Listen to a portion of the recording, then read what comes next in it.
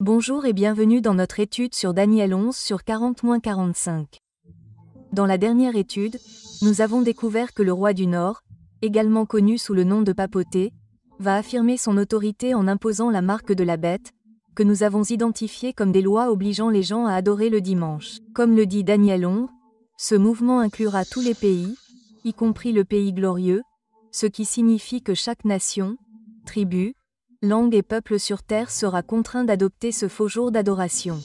Nous avons vu que lorsqu'il s'agit du pays glorieux, d'Édom, de Moab et d'Ammon, ces entités représentent l'Église du reste de Dieu et d'autres confessions et religions chrétiennes qui croient en un Dieu ou au Dieu de la Bible. Mais qu'en est-il de ceux qui ne croient pas au Dieu judéo-chrétien? Pourquoi obéiraient-ils à une puissance chrétienne? Et en fait, pourquoi des gens qui ne croient même pas en Dieu suivraient-ils un mandat d'adoration le dimanche? La réponse à cette question est très simple, et il est fait allusion dans Daniel 11h42, qui dit « Il étendra sa main sur les pays, et le pays d'Égypte n'échappera pas ».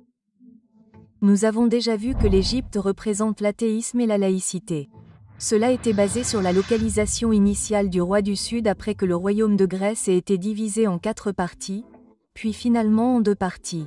Dans les temps bibliques, le roi du Nord et le roi du Sud étaient des nations physiques littérales. Cependant, le roi du Nord a fini par passer de la Rome païenne à la Rome papale ou, pourrions-nous dire, d'un royaume physique littéral à un royaume spirituel. Par conséquent, nous devrions également nous attendre à ce qu'à la fin des temps, le roi du Sud soit également un royaume spirituel. Cette réalité est claire dans Apocalypse 11, dont nous avons déjà vu que l'épisode a fait référence à la montée de l'athéisme qui est spirituellement appelée Sodome et l'Égypte.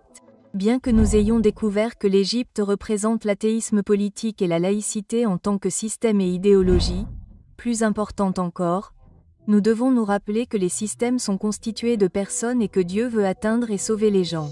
Prenons maintenant un moment pour examiner l'Égypte ancienne afin de comprendre comment ce lien entre l'Égypte et l'athéisme a été établi par l'apôtre Jean, qui est l'auteur du livre de l'Apocalypse. Dans le chapitre 5 de l'Exode, nous voyons le Pharaon, le roi de l'Égypte littérale, poser à Moïse une question provocante en réponse aux ordres de Dieu de libérer les esclaves hébreux. Au verset 2 de ce chapitre, le Pharaon dit « Qui est l'Éternel pour que j'obéisse à sa voix ?» Cette question a été reprise par tous les athées depuis que l'athéisme existe. De leur point de vue et de leur attitude, ils se demandent « Qui est le Seigneur ? Pourquoi devrais-je croire en ce Dieu qui ne m'a pas personnellement montré de preuves physiques de son existence ?» Dans un esprit athée, ils ne croiront rien qu'ils ne puissent voir, entendre, toucher, goûter ou sentir. Telle était l'attitude de Pharaon envers le Dieu d'Israël. Cependant, assez tôt, il arriva quelque chose à Pharaon en ce qui concerne sa reconnaissance de l'existence et de la puissance du Dieu d'Israël. Selon le récit d'Exode chapitre 5 à 11, Pharaon finira par reconnaître l'existence de Dieu à la suite de 10 plaies qui décimèrent l'Égypte. Et plus précisément pendant la 3e plaie, qui était la plaie des grenouilles, Pharaon appela Moïse pour implorer le Seigneur d'éloigner les grenouilles de moi et de mon peuple. En gros, à cause du miracle indéniable dont Pharaon fut témoin, il fut contraint d'abandonner son incrédulité envers le Dieu judéo-chrétien. Et je veux que vous le sachiez. Gardez ces mots à l'esprit. Des miracles indéniables. Un scénario similaire se produira pendant le test entourant l'application de la marque de la bête dans Apocalypse 13. Dans les versets 13 et 14 de ce chapitre, il est dit que la seconde bête fera de grands prodiges, jusqu'à faire descendre du feu du ciel sur la terre, à la vue des hommes, et elle séduira les habitants de la terre par les prodiges qu'il lui est donné d'opérer en présence de la bête. Essentiellement, ce que nous voyons se produire, c'est que des miracles seront utilisés pour tromper les habitants de la terre afin qu'ils acceptent et légifèrent la marque de la bête. Apocalypse 16 met également en évidence ces tromperies et les relie aux grenouilles de l'histoire de Pharaon, comme il est dit. Et je vis sortir de la bouche du dragon, et de la bouche de la bête, et de la bouche du faux prophète, 3 esprits impurs, semblables à des grenouilles. Car ce sont des esprits de démons, qui font des prodiges, et qui vont vers les rois de la terre et du monde entier, afin de les rassembler pour le combat du grand jour du Dieu Tout-Puissant.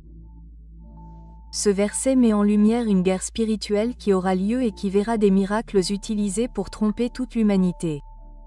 En décrivant cette éventualité, Ellen White déclare que Satan apparaîtra sous la forme d'un ange de lumière par l'intermédiaire du spiritisme. Des miracles seront accomplis, les malades seront guéris et de nombreux prodiges indéniables seront accomplis. Et comme les esprits professeront leur foi en la Bible et manifesteront leur respect pour les institutions de l'Église, leur œuvre sera acceptée comme une manifestation de la puissance divine. Cela ne devrait surprendre aucun lecteur de la Bible et n'est pas étonnant car Satan lui-même est transformé en ange de lumière. Et dans 2 Thessaloniciens, nous avons une image encore plus claire de la manière dont Satan travaillera. Dans les versets 9 à 11 de ce chapitre, il est dit « L'apparition de celui-là se fera, par la puissance de Satan, avec toutes sortes de miracles, de signes et de prodiges mensongers, et avec toutes les séductions de l'iniquité pour ceux qui périssent parce qu'ils n'ont pas reçu l'amour de la vérité pour être sauvés. Et c'est pourquoi Dieu leur enverra une puissance d'égarement, afin qu'ils croient au mensonge. » Le tableau qui est peint est clair. Satan se transformera en ange de lumière, avec des signes, des miracles et des prodiges mensongers, pour tromper ceux qui refusent de recevoir l'amour de la vérité. Et en conséquence, Dieu permettra à Satan d'égarer les rebelles.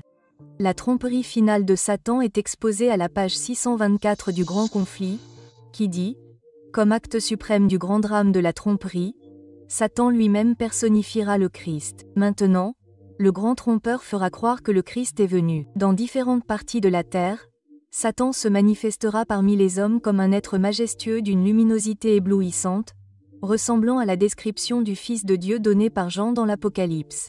La gloire qui l'entoure est inégalée par tout ce que les yeux mortels ont pu contempler jusqu'ici.